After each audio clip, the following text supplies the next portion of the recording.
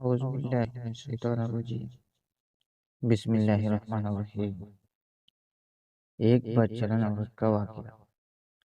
بنی اسرائیل کے یہاں ایک پہاڑ تھا جسے وہ بڑی عظمت والا سمجھتے تھے اور اس کی بڑی عظمت و توقیر کرتے تھے، اور اگر کسی بات کا فیصلہ کرتے وقت قسم کھانے کی نوبت آتی تو اس پہاڑ پر چڑھ کر قسم کھاتے اور اس سے وہ سچا سمجھ لیتے۔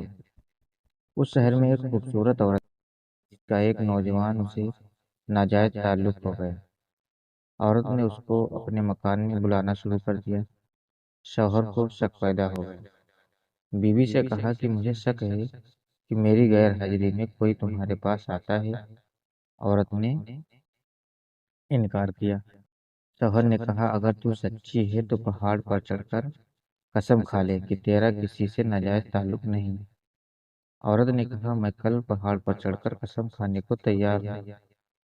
ادھر اس نے اپنے عاشق سے کسی طرح چھپ کر یہ کہہ دیا کل تم پہاڑ کے نیچے ایک گدھا لے کر کھڑے رہنا، میں اور میرا شوہر پہاڑ پر چڑھنے کے لیے وہاں آئیں گے، اور میں شوہر سے کہوں گی کہ پہاڑ پر چڑھتے ہوئے میں تھک گئی، اس بہانے تمہارا گدھا کرائے پر لے کر میں اس پر سوار ہو جاؤں گی، تم گدھے والے کے بھیس میں وہاں موجود رہنا اور گدھے پر مجھے سوار کر کے میرے ساتھ چلنا۔ چنانچہ جب دوسرے دن میاں بیوی پہاڑ پر چڑھنے کے لیے گھر سے نکلے اور چلتے چلتے پہاڑ کے پاس پہنچے تو وہاں اس کا عاشق گدھے والے کے بھیس میں کھڑا ہوا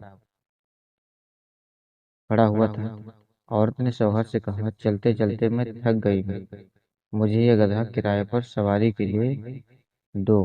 شوہر نے گدھے والے سے کرایہ مقرر کیا اور بیوی کو گدھے پر سوار کر کے تینوں پہاڑ پر چڑھنے لگے۔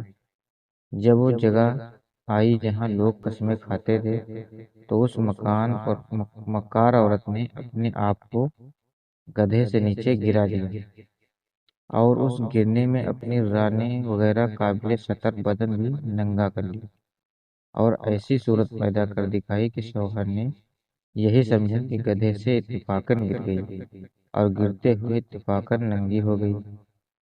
وہ جھٹ اٹھی اور اپنا لباس درست کر کے پہاڑ کی قسم کھانے والی جگہ پر کھڑی ہو کر کہنے لگی میں قسم کھاتی ہوں میرے ننگے بدن کو آج تک تمہارے سوا اور اس گدھے والے کے سوا اور کسی نے نہیں دیکھا۔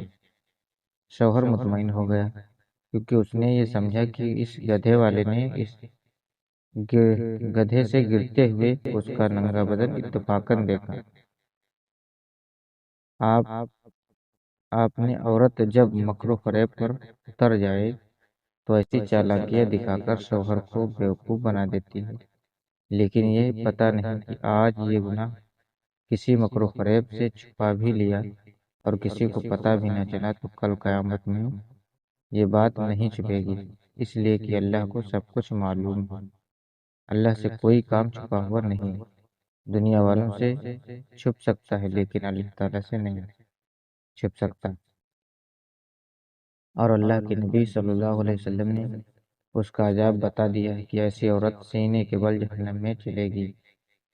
اب ذرا سوچو کہ کیسی کیسی عورتیں دنیا میں ہیں۔